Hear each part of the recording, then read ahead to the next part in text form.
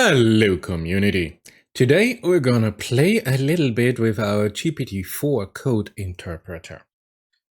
If you want, you can look over my shoulders when I explore the possibilities here. So how do I start? I have here a zip file of a CSV of multiple CSV files that describe European R&D projects. And I say, hey, do you find the project description in those multiple unzipped files? And GPT-4 comes, let's start by unzipping the file and upload it. And then we can explore the content to look for the project descriptions. So you see here zip file, date unzipping file, results CSV. So it seems there's a directory named CSV in the unzipped files. Let's further explore this. So you see what it does. Okay, this is the directory. And it gets the result back. Those are our multiple CSV file. And as you can see, we have here organizations and where is it? Projects. Those are the two most important CSV files. So it gives me the answer. Yes, we have it here. Based on the file name, says GPT-4, the project CSV seems to be a good starting point to look for the project description. Let's load this file and inspect its structure to confirm. Okay. Now we get an error. The error indicates that there's an issue with the data structure. It is likely that some of the rows have more columns than others. This is a common issue when reading CSV files, as commas are used to delimit the fields, but they can also appear within the field steps, especially within the text. So we use a different thing and we use a CSV parser. And this is exactly what happens here because, as you will see, I used a semicolon instead of a colon. As here stated, the data has been successfully loaded now. We found that this is it. Beautiful. And now we have here, if you want, a very simple CSV file here with the acronym, the status, the program name, the topic, the framework program, the title of the project, the start date, the end date, a specific URL, the objective, the cost, the contribution, the funding contribution, when the call was issued, the funding scheme, the coordinator country, the different participants in the EU 27 countries, and different subjects. So the project description can mostly be found in the objective column. Let's verify this by having a look at this. We see, another problem. There's no objective column, which contradicts my earlier assumption. So let's check the actual columns present in the data set. I have done nothing. It's just GPT doing all of this. So it looks at the columns, gets back the columns, says it seems like the data was not properly separated into a different column. Instead of treating the semicolon as a delimiter, the entire row was treated as one column. We need to specify the correct delimiter when loading the data. Let's try again, and this time specifying the semicolon as a delimiter. So finally, as you can see here, always the delimiter here is a semicolon here in the European case. So here we go, and we read now the CSV, and we have here now the correct delimiter. This is done by GPT-4. I've done nothing at all. So here you get back the result here. It's the first column, second column, third column. Then I have here the title column, the start date, the end date, the contribution, the costs. And then finally here, I have now the objective. Here we have now the text of the documents.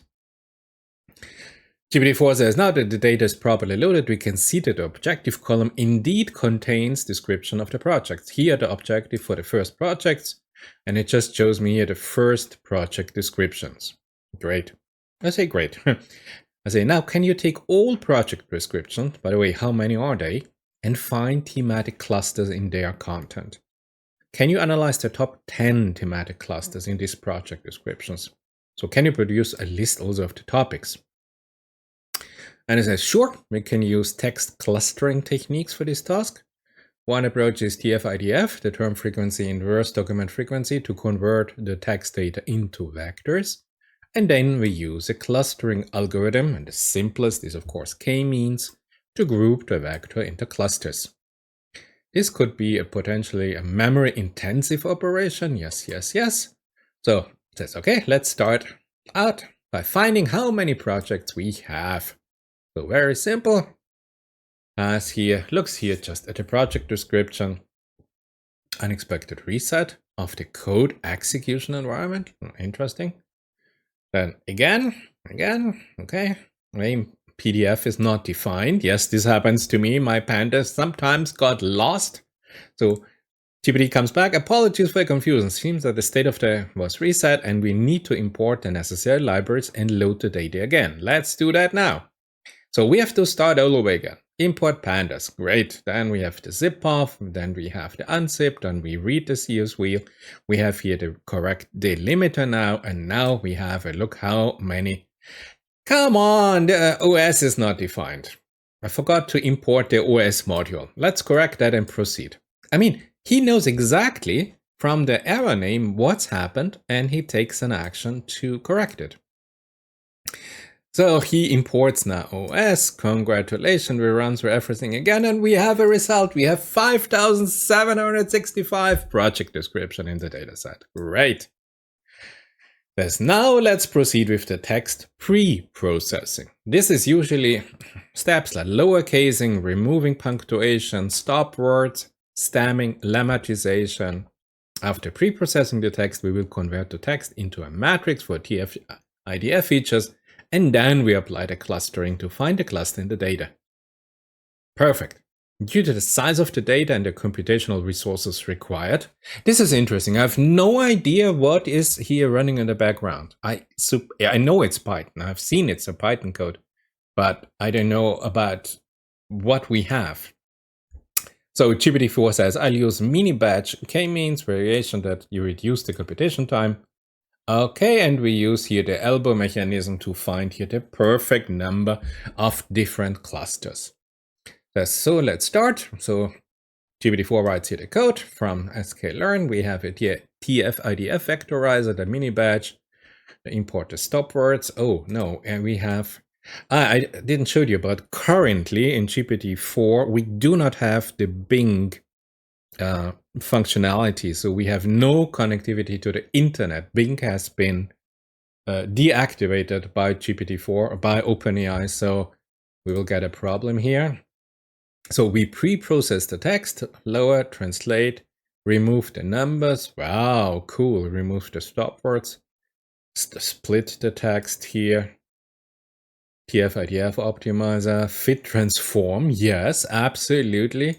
The optimal cluster of numbers from 2 to 15. Yes. Mini batch k-means. Yes, and plot it.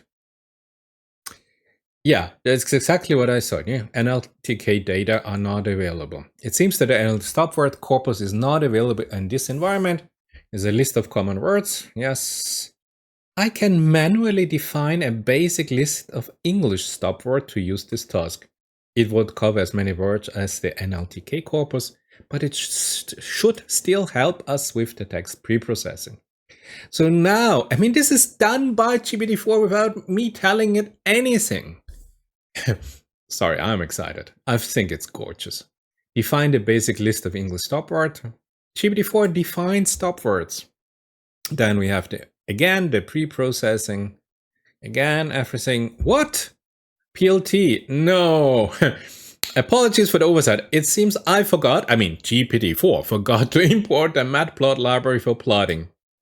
So we import here matplotlib. Okay, yes, okay. And then we have here the elbow and we say, yeah, 10 is perfect. The elbow is around 10. 10 is a good choice for the number of clusters. Beautiful. So let's use k-means to cluster the project descriptions into 10 specific clusters. After the clustering, we'll analyze the top terms in each cluster to get an idea of the themes or topics of the projects in that cluster. And look, GPT-4 writes the code Euclidean distances. Yes, we need the metric. The number of clusters, we have here our mini batch. Yes, we have here the prediction. Yes, beautiful. Yes, cluster terms. And yeah, it starts from the very beginning. So cluster 1 has the words learning data, machine learning, social algorithm, AI, privacy. Ah, cool. Research, European innovation, social science. Okay, cluster 3. New energy data, quantum, materials, technology, system research. 4, climate change, water, biodiversity, policy adaptation. Yeah, you get it. So we have 10, here we are, 10 terms, the top 10 terms for each cluster. Okay, so he says, okay, this is my cluster 1, and those are my main terms here. Learning, data, machine learning, social algorithms. Great, great. I mean, I have done nothing. I haven't coded a single line of Python code. From this, we can roughly infer the following topics for each cluster. And now we have the headlines for the cluster: machine learning and AI, European research and innovation policy, energy and quantum materials. Wow. Climate change and biodiversity, heart disease and bioengineering, yes. Brain and cognitive neuroscience. Building retrofitting, okay. Alzheimer's disease therapy, cancer and immunotherapy, prostate cancer and diagnostic procedures. So those 5,000 projects are clustered in those 10 clusters. But you know that we have no idea about the size of the cluster, about the distribution and whatever. So I say, great, can you plot a 3D visualization? With each project is a little circle that is color-coded by you, GPT-4, so that all 10 clusters are visualized and print their names within the 3D plot.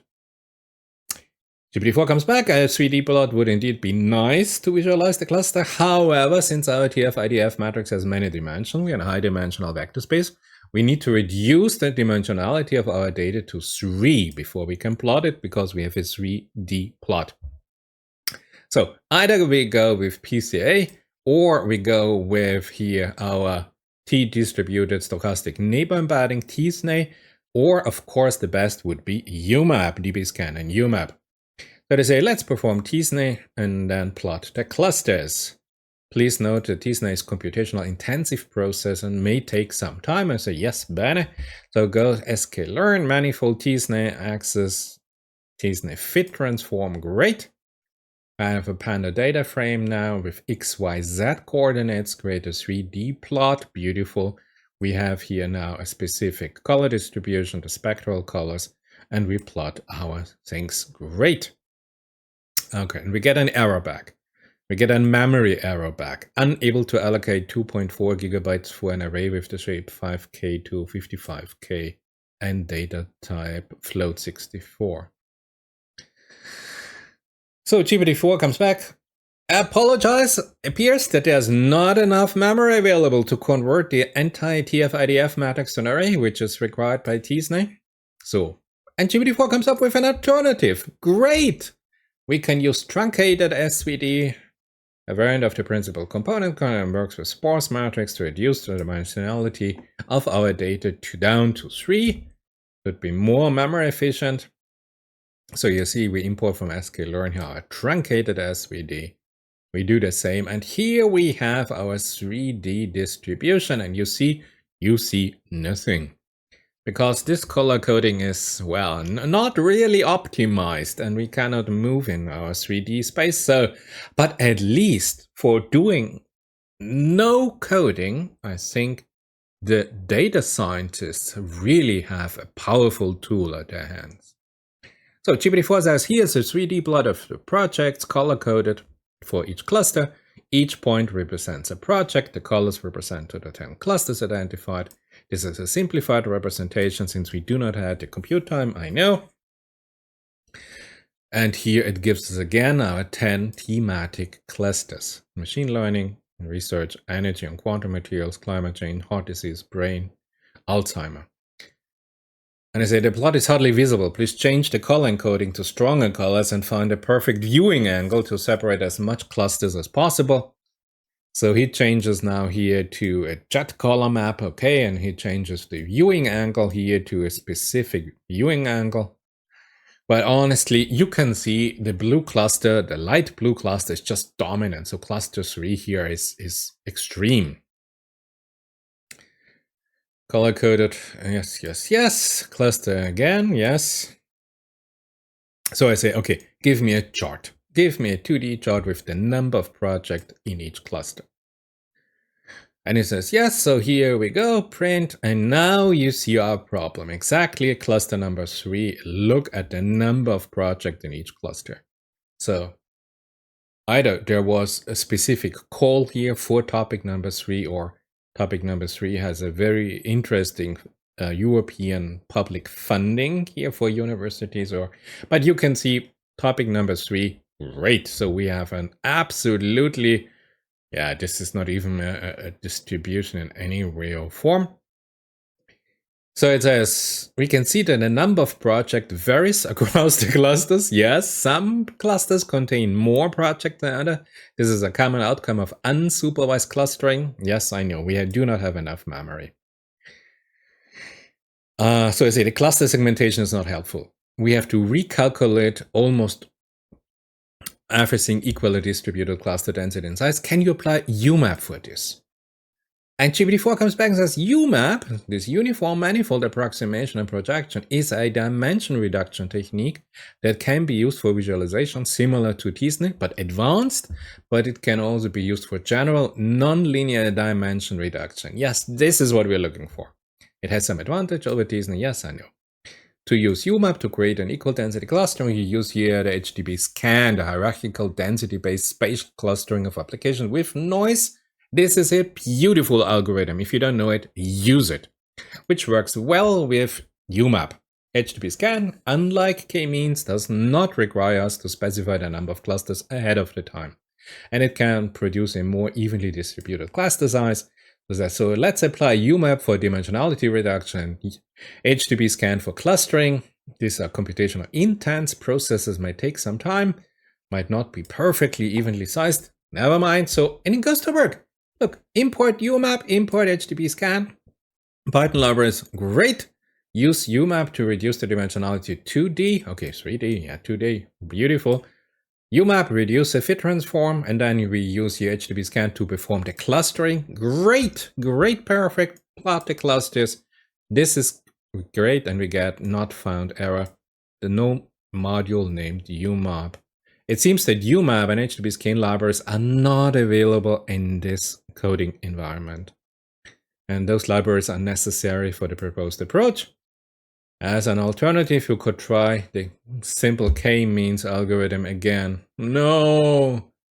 But with a different strategy to get more evenly sized clusters, one such strategy could be to run k-means multiple times with different numbers of clusters, and then choose the one that results in the most evenly distributed cluster size.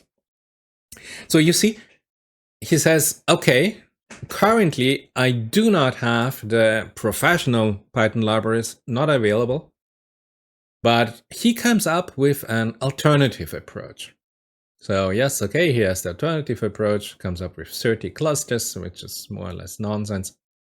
But so we have here a situation where we have simply not enough compute power, but for the execution of the Python code. But the GPT-4 system analyzing, coming back, telling us what's happening, interpreting here error messages, coming up with alternatives that are really focused on the problem, like not enough memory. Where was it? This is great, and coming up with cluster labels is amazing, and this shows us here really the power of a large language model like GPT-4. It would be great to have here an interactive 3D representation. I can zoom in and zoom out, or maybe then use here augmented reality to move into this high dimensional cluster here. But okay, but I think for the very first start here, I have with the code interpreter with here a more complex file for here a typical job of a data scientist. I think GPT-4 Code Interpreter is an extremely powerful tool. It shows you exactly what code it is doing. You could say, hey, copy code, and you go here in, I don't know, in your Colab notebook or in your Jupyter notebook that you run locally, and you could do it perfectly. You could actually run it without any limitations if you have a powerful notebook, of course. So I think for a first look at GPT-4 Code Interpreter, I'm absolutely impressed, and it is a powerful tool for any data scientist, for any data analyst coming up with new ways how to make this analysis really fast. Okay, it has only the basic tools like principal component analysis, like t-SNE. It is missing a more advanced, topologically mathematically challenging and computational, more intense Python libraries. But I think we are just at the beginning. And if we would be able to upload, for example, here the new Python library and tell the model, the compute model here, the Python environment here, to simply import the new models and run with it, I think the code interpreter has a magnificent future ahead of this thing. So I'm really impressed. Try it out. You looked over my shoulders. You see what I have seen. And I have to tell you, wow. I hope this video was informative. I hope you got an idea about Code Interpreter. And it would be great to see you in my next video.